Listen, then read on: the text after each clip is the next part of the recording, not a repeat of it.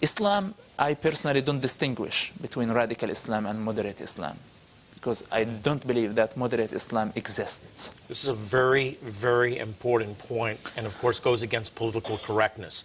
Say it again and why you believe that's the case. I believe because I understand the real nature of Islam. I understand its language, I understand its Quran, I understand the behavior of its prophet, and I know that Islam was built to conquest the world no matter the price is. And this was clear through the behavior of Muhammad, what he did.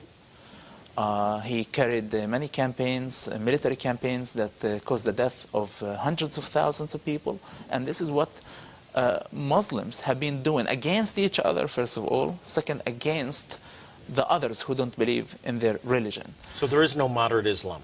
There is no moderate Islam, but there is moderate Muslims, and there is fundamentalist Muslims. Muslims in general are moderate people. They're not fanatics, they're not terrorists. Even the terrorist ones, they're not terrorists in their nature. They're just following the steps of their God. Most Muslims are traditional Muslims. They have no idea what Islam is all about. They read the Quran, they don't understand it. The modern Muhammad that they follow is different than the Muhammad who lived 1400 years ago. They create their images of their God and the images of their prophet that fits in this century, but this does not change the context of the Quran and the Hadith and the Sunnah. Islam has a couple of verses of tolerance, and that was a stage of Muhammad's life when he was weak, when he didn't have power. Once he had power, he had no negotiation, no tolerance, no patience with anybody who opposite him. So you're saying there is no such thing as moderate Islam, that the Quran is very clearly employs violence?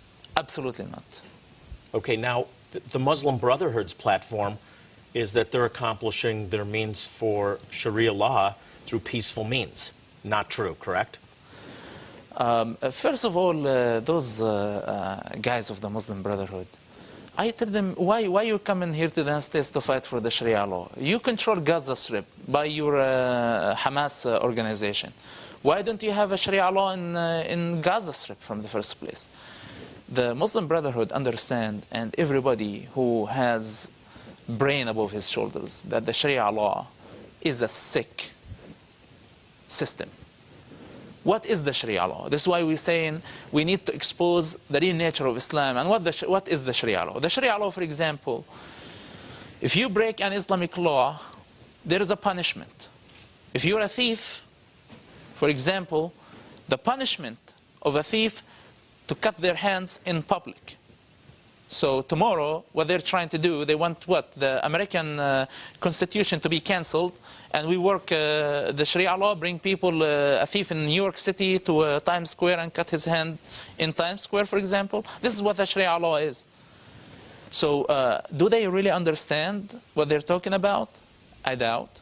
And if they understand, they think that this is justified because it's by the authority of their God.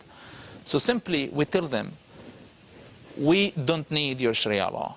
Keep it for yourself, and if you really want it, go back to your countries and fight for it there.